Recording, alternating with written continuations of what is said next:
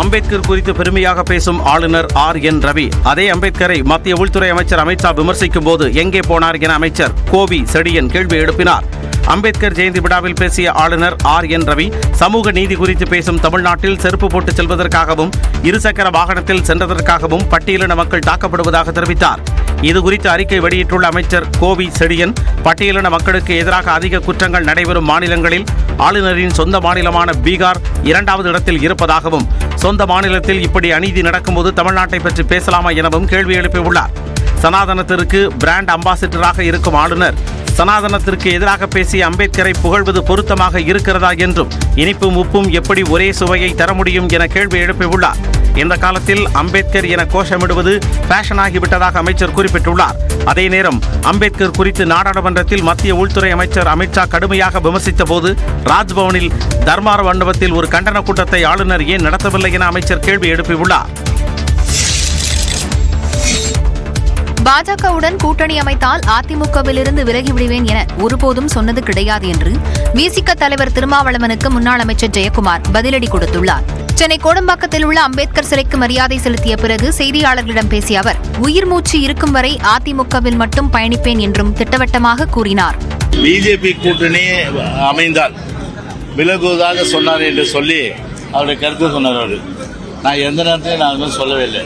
அது ஒரு திட்டமிட்டு ஒரு ஃபேக் கார்டு, அதாவது ஒரு பொய் செய்தி திட்டமிட்டு பரப்பி நான் இயக்கத்திலேருந்து விலகுவதாக நான் எப்போ சொன்னேன்? நான் உங்களுக்கு அப்படி தான் தெரியும் இல்லையா? ஆனால் ஒரு சொல்லாத ஒரு நினைத்து கூட பார்க்க முடியாத அந்த செய்தியை வேண்டுமென்று சமூக வலைதளங்களில் இந்த 4 நாளாக பார்த்தீங்கன்னா ட்ரெண்டிங்காக பார்த்தீங்கன்னா எல்லாம் மீம்ஸ் போடுறது, அதே போன்று கார்டு போடுறது, இந்த வேலை. பதவிக்காக யார் வீட்டு வாசல் கதவையும் தட்டியதில்லை என்றும் ஜெயக்குமார் தெரிவித்தார்.